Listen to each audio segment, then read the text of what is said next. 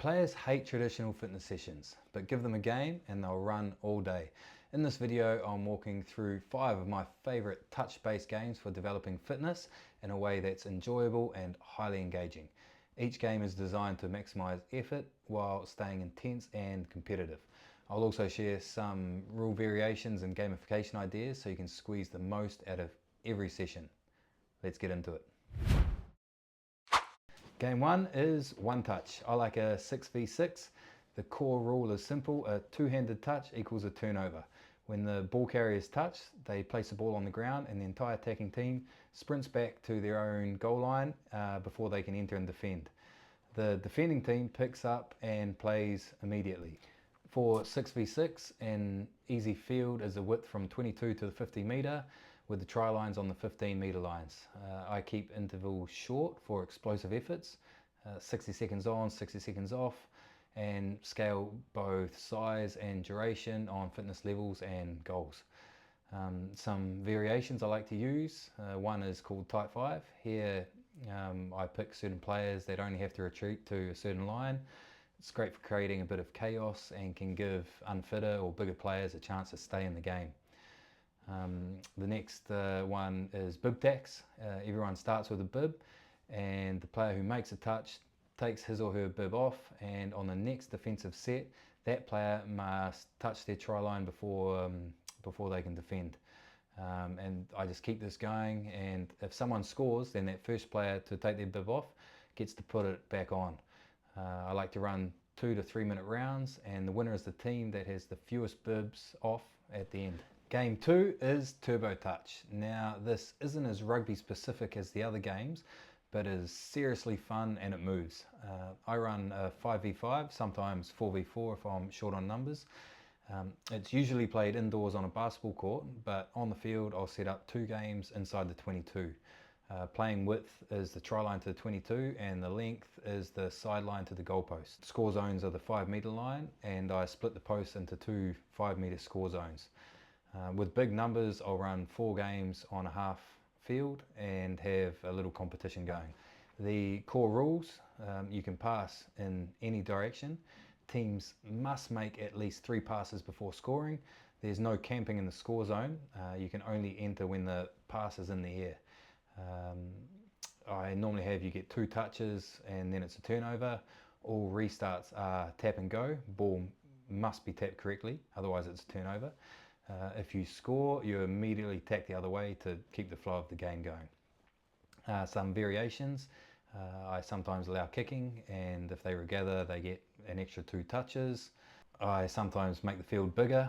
I also sometimes add a shot clock, so they might have 25 seconds to score, and I might reduce that after each try just to bring in some levels. Another one is zones, so I divide the field into 3 zones, and the ball must be played through all 3 zones before scoring. And lastly, I'll sometimes add superpowers. For example, if a defender has a bib on and touches the ball carrier, it's an automatic turnover. You can check out my video on my top 10 superpowers. I'll leave a link in the comments below. Game 3 is Ruck Touch. This is an amazing game for drilling ball presentation and support roles. When touched, 1 or 2 hands, your call, the ball carrier goes to ground and must present correctly. You can prescribe the presentation you want, but poor technique is a turnover. And then I'll have like the support must arrive within 2 seconds. If you're running man-focused support, then he can just go up and he has to shoulder tap the defender.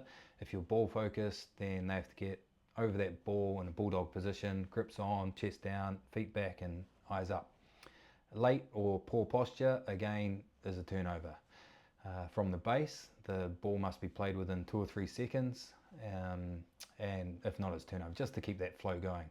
Some variations is I allow the defence to win turnovers, a 2-person choke tackle, or if a second defender beats the support to the ball, then it's turnover. Sometimes I'll speed it up, and I might allow like a 1 second offload option after the touch. And another one is after each touch, defenders kneel before rejoining the D to help create some overlaps, or you can just take them out completely for a certain number of phases.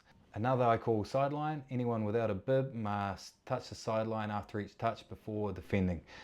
Same again, creates a bit of chaos and forces the attack to constantly scan.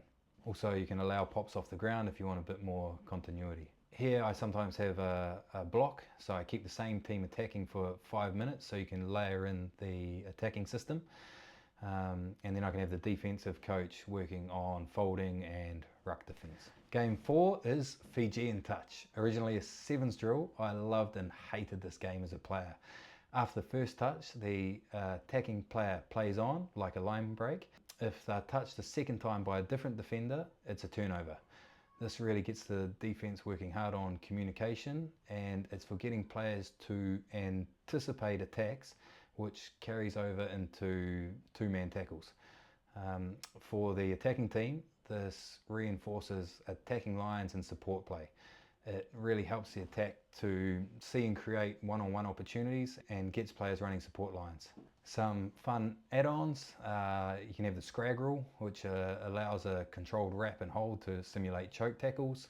Another one is after the first touch, you only let them do one-handed passes. Another one is you nominate a bib defender who gets an automatic turnover if they touch the attacker. Here you can also adapt the size of the field to your group. Too big and players can switch off. Sometimes you can run two fields at once, where once they go over, for example, the halfway line, then it turns into a smaller field or bigger field. Game 5, Grubber Touch. Now this blends touch rugby with forceback. To score, you can either grub a kick through the posts or score a try. From a kick, you have one touch, then you must either kick, or if you get touched again, it's a turnover. The aim is to gain territory to get into a scoring position. Some variations: if you kick and regather, you can earn an extra touch. Sometimes I'll call Fiji, which means on the return set after a kick, the rules change and the attacking player has to be touched twice by two different defenders. Another one is target boxes, and here I set up a square with cones with a ball in it, and if you kick the ball into one of these squares, your team instantly teleports to that spot and they play from there. With all this, you just have to be creative, enjoy the process. There are lots of types of kicks you can use, scoring tweaks to mix it up. Now, these games beat traditional running because they hide fitness inside competition. Pick the versions that suit your group, scale the field, rotate the constraints to keep the quality high. If this helped, like, subscribe, and share it with any coaches who need some new ideas. Happy coaching.